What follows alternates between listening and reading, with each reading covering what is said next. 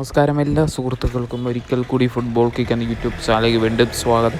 അപ്പോൾ ഗൈസ്, ഇന്നത്തെ വീഡിയോയിലൂടെ നമ്മൾ നോക്കാൻ പോകുന്നത് കേരള ബ്ലാസ്റ്റേഴ്സിനെ കുറിച്ച് തന്നെയാണ്. എന്തായാലും വീഡിയോയിലേക്ക് കിടക്കുമ്പോൾ നിങ്ങൾ ഇതുവരെയായിട്ടും ചാനൽ സബ്സ്ക്രൈബ് ചെയ്യാതെയാണ് വീഡിയോ കണ്ടുകൊണ്ടിരിക്കുന്നത്. ദയവായി സബ്സ്ക്രൈബ് ചെയ്ത് വീഡിയോ കാണാൻ ശ്രമിക്കുക. എന്തായാലും കേരള ബ്ലാസ്റ്റേഴ്സ് ഒരു വമ്പൻ സൈനിങ് നടത്തിയിരിക്കുന്നതായിട്ടുള്ള ഒഫീഷ്യൽ റിപ്പോർട്ട് പുറത്തു വന്നിരിക്കുകയാണ്. പക്ഷേ ആരാധകർ കരുതുന്നത് പോലെ അടുത്ത സീസണിലേക്കുള്ള സൈനിങ് അല്ല കേരള ബ്ലാസ്റ്റേഴ്സ് നടത്തിയിരിക്കുന്നത്. ഒരു വമ്പൻ 3 വർഷത്തെ സൈനിങ് ആയിരുന്നു ബ്ലാസ്റ്റേഴ്സ് ഒരു വമ്പൻ വിദേശ താരത്തിന് നൽകിയത്. എന്നാൽ ആ താരം ബ്ലാസ്റ്റേഴ്സിന് വേണ്ടി സൈൻ ചെയ്തിട്ടുമുണ്ടായിരുന്നു.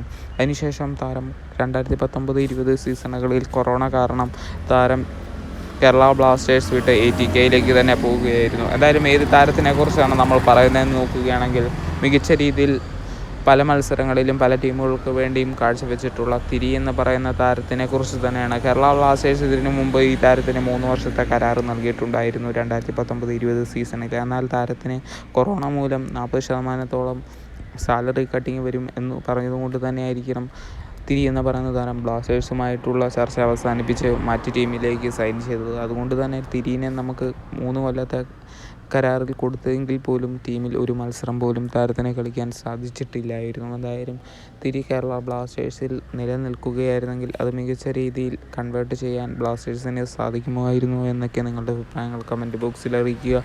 വീഡിയോ ഇവിടെ വെച്ച് നിർത്തുന്ന കൂടുതലായി ഫുട്ബോൾ ന്യൂസുകൾക്കായി ചാനൽ മറക്കാതെ സബ്സ്ക്രൈബ് ചെയ്യണം.